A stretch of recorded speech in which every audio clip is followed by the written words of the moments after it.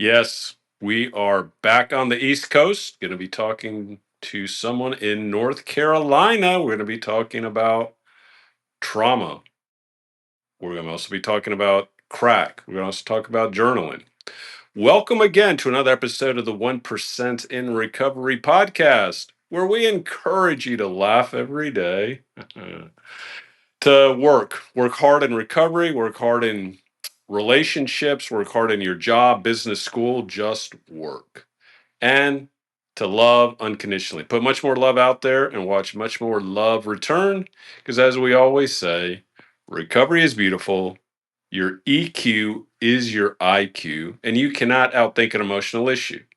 Now, what we encourage people to do is to go to the website lifeiswonderful.love, LOVE, download the free Recovery Growth Scorecard. That's where you start your healing journey, where we actually introduce natural dopamine, serotonin, endorphins, oxytocin.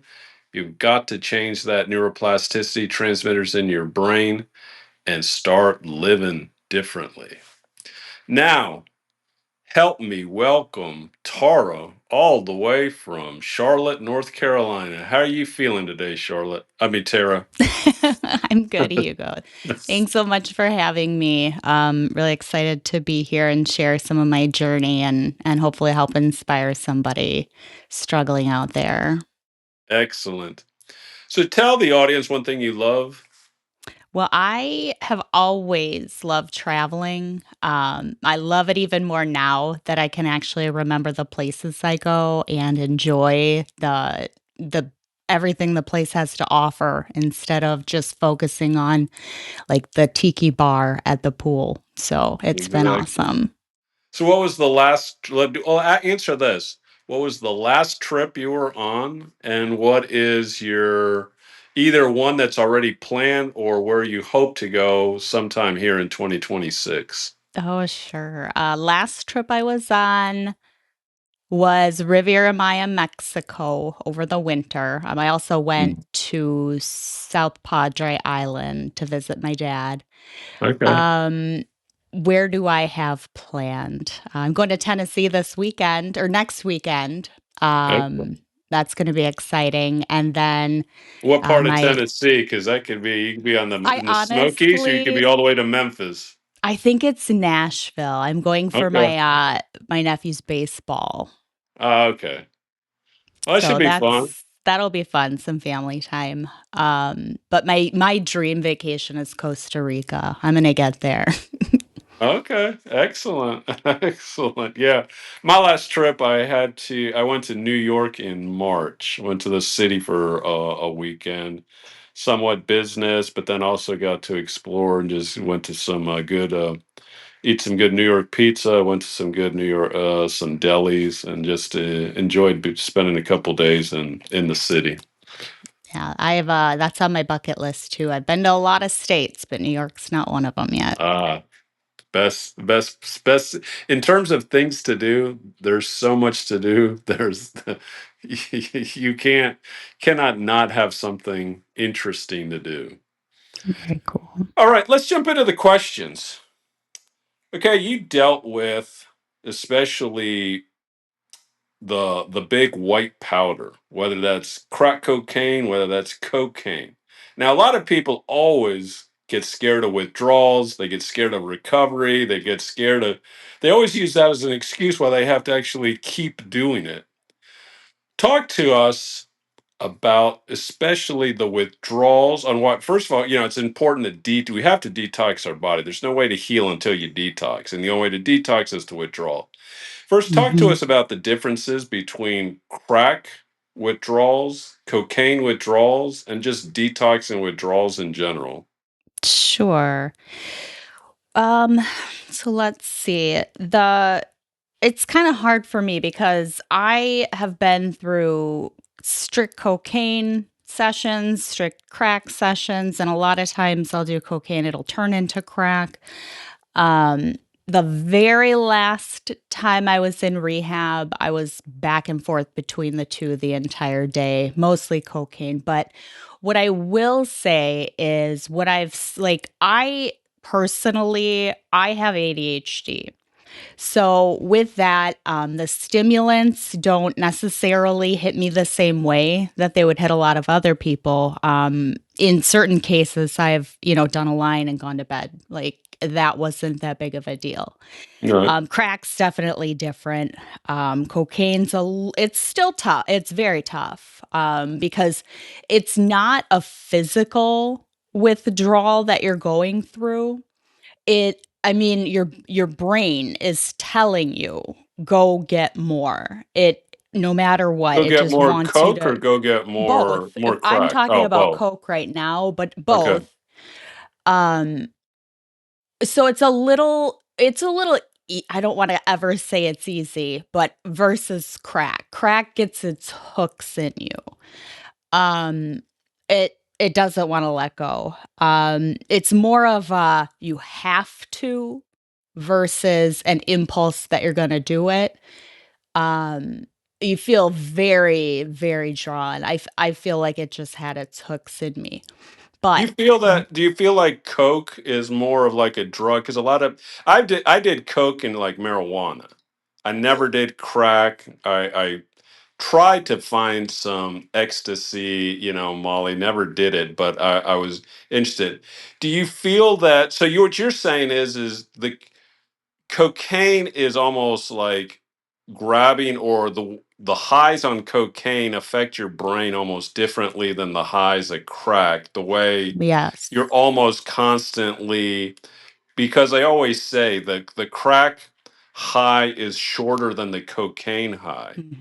is Yeah, that so is you're that how you felt? constantly chasing the next hit as soon as you're coming. And it's you hit it hard and fast. It comes on fast, but it goes away a lot quicker too. They So even say as quick as like 15-20 minutes you get high, and then almost like yeah, you're for you're sure. almost like in this, almost like coma, thinking that I got to get more crack. Definitely. 100%.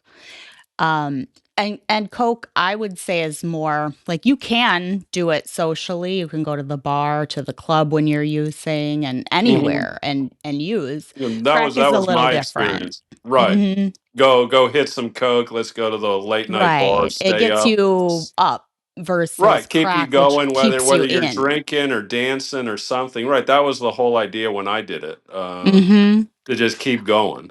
Yeah, and I think isolation is the biggest thing that addicts face is withdrawing from the social aspect. So when you turn to crack and the main thing about it is it pulls you into like a recluse hiding. Like you don't want to be around anyone, you want to keep it to yourself. You don't want Mhm. people to know it's shameful. It's not a cool quote unquote drug whatsoever. Um Because that being it's interesting, because even people who like do heroin usually do heroin around other people. So mm, it's almost like saying, like, crack, because I always say like gamblers, they're complete isolationists. No one wants to know how much you're gambling. And you're almost saying like, and the cocaine brain, crack, and the gambling brain lights up the same way. They're the only two that light up the same way. And what you're saying is that crack does that isolationist within you. It sure did for me. Well, I think that's true, because everything that I've always either seen or talked to, it always seems like, the only people that crack people are talking to is their dealer to get more rock. Mhm. Yeah, when I moved to North Carolina, my dealer was my only friend, and she would be like, "Hey, hang out a little bit," and I'm like, "No, no, I gotta get out of here." But she'd be like, "How's your kids? How's your family?" And it was like after I got clean, I almost missed her a little. I'm like, I should see how she's doing, and then I'm like, whoa, whoa, whoa, whoa, no. And how long you, But you told me that you had two different stints with crack. You had one like at mhm. 19, and that lasted like a year. Yeah, it was about a year. I got And then hooked tell people, into it. what happened that you needed to stop, or that Well, you felt? sure. I mean, I've always had like reasonably grand aspirations and wanted to make something out of my life. The I got involved with a guy. It started with cocaine. He ended up actually talking me into becoming a stripper to support his cocaine habit and develop mine. Um, One day I came home and he handed me a crack pipe. And I didn't know what to do with it. He held it up to my lips and he turned it and he lit it. And he's like, just breathe in. And like I was hooked immediately. I thought, oh, I loved that feeling. So we went on with that for, I don't know, 6 months or something.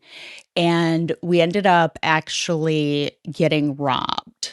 Somebody broke into my apartment while we were in there doing drugs and money on the table. Like we were planning a move to Phoenix for, his job.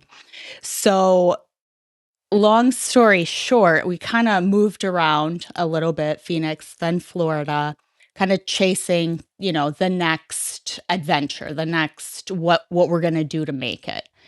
And in Florida, we were living together. We ended up doing a business. We started a hot dog stand and hired some girls, and we had a lot of fun with it, but he started stealing all the money and doing drugs on his own. After, at that point, I was like trying to stay away from it at times, but I got pulled back in, and he ended up so bad one day, and I was done. I had it. I'm like, this is it for me. I'm done.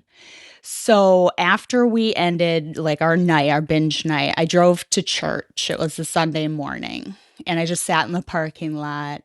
I was afraid to go in, and then I did, and I walked in the church, and I felt so awkward, out of place, but I just sat there and I just cried and just just kind of tried to feel something. And it must have worked because I had asked God, help me, help me stop. But I ended up going back home, and he was my partner at the time. He was begging me, just I need one more. And of course, at that point, I had caught on to him stealing the money, so I was trying to hide it and keep control over it. He ended up getting, to the point where he's like, come on, just one and then we're done, I swear. And so I said, you know what? Here's the deal. I held up $100 and I said, it's yours. You can take it, but I'm gone. And he didn't even hesitate. He looked down, he grabbed the money, and he went. And I just grabbed everything I could in that moment. I had a little bit of strength, grabbed everything I could, packed my car, and I just drove straight back to Wisconsin. That's where I grew up. And I was able to get away from it. I mean, it was a little hard. With earlier talking about withdrawals, when I stopped that time, it was still like nagging me. But luckily for me being in Wisconsin, I tried to get it. I asked around. Nobody knew where to get that. Um, I didn't think to ask anybody for Coke because I just wanted crack and I had no idea how to make it out of Coke or anything at the time. Right. So the withdrawal, physically, I was fine. It was mentally, and just the desire was there. And after getting clean from that, I just kind of went on, living my life and made it quite a while. So All right. No, that that's was the that's 19 stint. no, that's important. Yeah, because some people always, that's whatever the addiction is. It doesn't. It's always that, even when you want to stop, you your brain plays those tricks on you and tries to lure you back in. Well, let's go Right. to kind of question two, so to help kind of balance. You went through trauma. You went through. Mm-hmm. You told me sexual trauma at the age of 15. Mm-hmm. Combining all that, the sexual trauma, as well as obviously, and we've talked about the drug use, and then of course, it could be toxic relationships, all these things. Tell the audience really kind of what, how important it is to almost, the necessity to kind of like deal with the trauma to kind of get free. Because a lot of people want to stop with addiction and don't want to even go back to what happened in childhood, what happened in in current or just Mhm. recent relationships, or certain things around financing, the way people grew up with family. Tell us about the just how necessary it is to deal with trauma to be free from addiction. God, it is so important. For me, all of the compounded trauma from, being sexually assaulted by actually a really close friend of mine, and then having my entire small town high school kind of turn against me and whisper behind my back, and having to move schools to live with my dad. And um, I got pregnant as a teenager, had to raise a son, all of the stuff that was compounding. Just I just wanted to run from it, so I just kept going and I kept pushing, and it led me to keep using, because for me, cocaine was like a motivator. So once I got back into it, it kept me going, and never did I deal with any of the trauma. I don't even think I went to therapy through any of it. Once I got sober, I've tried rehab 3 times, and the first 2 I just wanted, I just showed up. I'm like, "Fix me, send me home, you do the work." Fix And me. yeah, I I'm love like, "I'm that. You here." you Right. fix me. Yep. And, it didn't work, obviously, because there was still a 3rd stint in rehab. But that time, I just I had, asked God. I said, "God, you're gonna have to do this." Because even though I knew I had to do the work, I couldn't do it on my own will.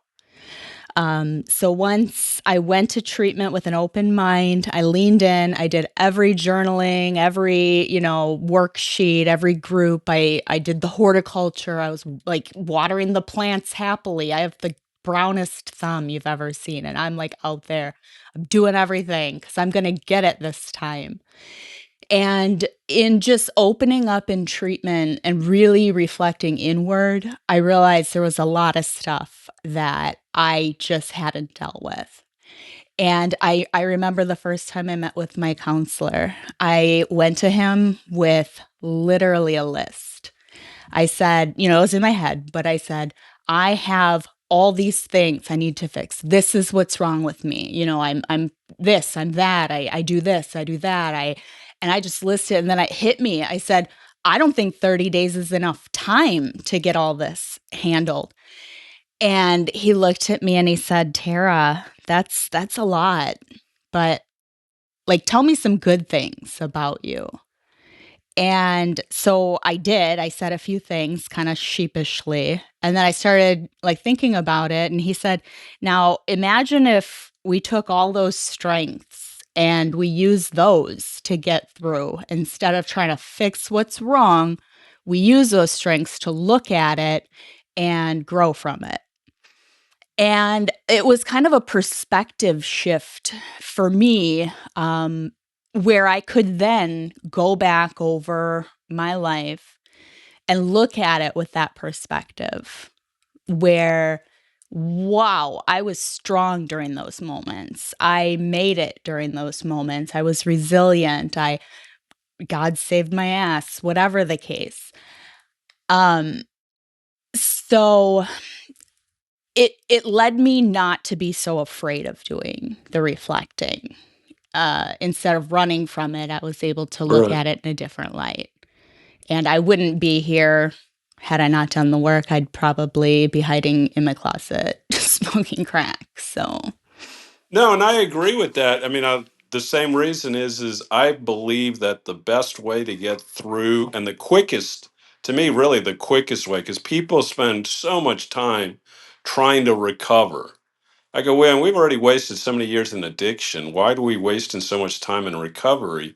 That I mhm, believe it's so much better to focus on character strengths, yes. character traits, spiritual principles than talking about character defects. People love to talk about the 12 steps. Oh, you got to work on your Mhm. character defects. I said, no, you don't.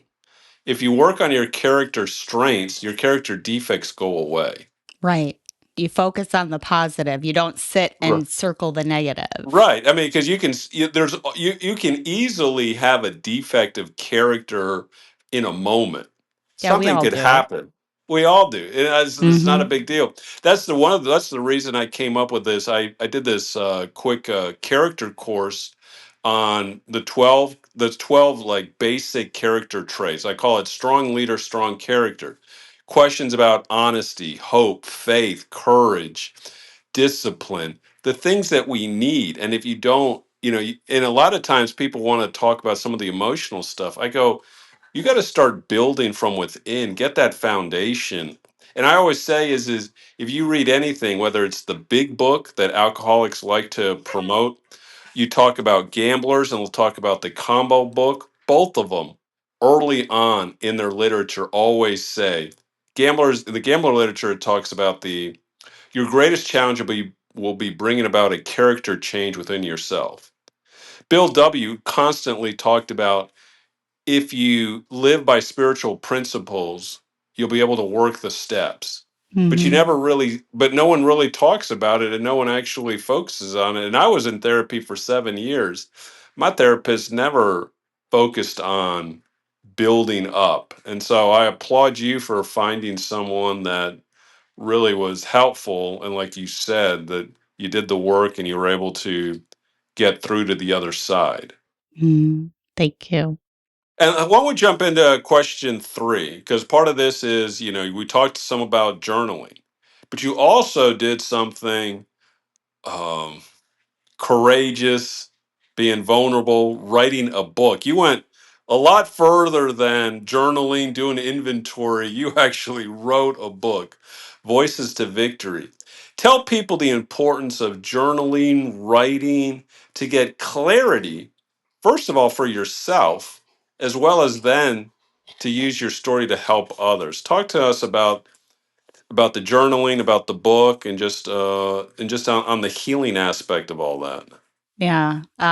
Thank you. And so journaling in treatment, I've always kind of again, ADHD, I own 72 notebooks that each have 4 pages of journal notes in them. Um but journaling for me, I was able to look back because our brains are always in denial. When you're in addiction or you're trying to recover, it reverts to denial. You think I wasn't like that. It wasn't that bad. But when you go back and you're able to read your own truth in your own handwriting, and our brains will lie to us and change the narrative a little bit. So looking back and seeing the truth is really helpful. But in writing my book, I was able to, first of all, I've always wanted to write a book, but I never thought I really had anything worthwhile to write about. Hmm. So when this idea came to me, I was able to pull from all of the journaling I had done, but I as I wrote, it was it's like the ultimate journal. Mine is I just went through my life from beginning to where I'm at now, and every step of the way, I was able to look at it, process it, see it from that positive lens of where was God in that moment? How did I survive? What did I do that was brave, what was courageous, what was strong, instead of looking at those moments saying, man, I fucked up, or I did wrong, or I was bad, or anything like that. So going through those moments and being able to take ownership and really just grow from it. I did need a therapist to get through Oh writing yeah, the whole thing. I But did too. yeah, and it was amazing. So I'm just so I'm so excited to share my story. I always thought that I would be nervous because there's a lot of, I guess, what used to be shameful things that have happened throughout my life. And being this vulnerable and open and being able to share it, I've had a lot of friends and family already read it, and they've shared the feedback, "Wow, I can relate. Wow, I've been there too." And, it's really awesome to see that it can help others for you to share your story, not just me, anybody. Talk Right. about it, get it out there, and there's power in communitying and, Hmm. having that same connection. I agree. I've always been really open about, my own recovery, both with alcohol and with gambling. And the more that I share, I realize so many people from my past or current, either share about themselves, about their own kids, about some other family member. Uh, it is almost that thing. You almost allow another person to become vulnerable. I always say Mhm. when you're vulnerable, you allow other because a lot of people, it's like when you're in a relationship. I that early on, especially when you're younger. Well, I don't want to be the first person to say I love you because I don't know if they love me Right. back, and I don't want to put that big Fear of throw that out there, and rejection. then I'm like, Mhm. uh-oh, you know. And I think that's the same way, especially with anything, whether it was sexual, whether it was something physical, whether it was about your childhood, when I talk about, family bankruptcy, when I talk about, certain things, whether I've shared either on the podcast or the YouTube channel. Yeah, that people are, number one, they feel like they see you and they go, Mm. okay, now I understand some of the things that you had to go through, or wow, I didn't realize you had to go through that, or Mhm. hey, this is what's going on with me. And you just open the door. And I applaud you for Thank you. not only talking about it, but writing about it and sharing about it and, creating your own legacy. Because I always say, if you truly want to be free from addiction, you have to own your story. That's Mhm. everything. 100%. And a lot of it too, I was able to go back and see, and other people can see that at the time that something happened, I had made the best choice I could with the options that were presented. Just I had Right. shitty options. Right. Exactly. Um, but I read a quote a while ago that said, "We recover out loud so that others don't die in silence." And I think there's so much power Mm, behind that. Just love that. mhm. That's excellent. Yeah, and we'll put everything down into the show notes on ways to either reach Tara to get the book. So, as we conclude the episode, any last words you want to share, either about, trying to find your voice or find recovery, or like you said, I know maybe you have some other quotes or anything else, any tidbits of wisdom to share? Gosh, I guess my biggest piece of wisdom is just be willing. Be willing to ask for help, be willing to accept it, be willing to do the work, and be willing to live in the results because it is a great result when you do it all. And it starts with willingness. It does. It does. And yeah, I like the other. Yeah, you got to ask for help. I always say is because I always say everybody tries to stop whatever addiction Mhm. by yourself. I say you can't. Like we've all tried it, and someone will always tell me, "Well, I quit drinking at so and so." Yeah, but did you really deal with all the emotional stuff? Because one thing is stopping addiction, and the other thing is truly healing, and just Yeah. getting clarity for all the emotional or traumatic stuff that had happened. Well, Mhm. I thank you for coming on to the podcast, and with that, we are going to conclude this episode of the 1% in Recovery podcast.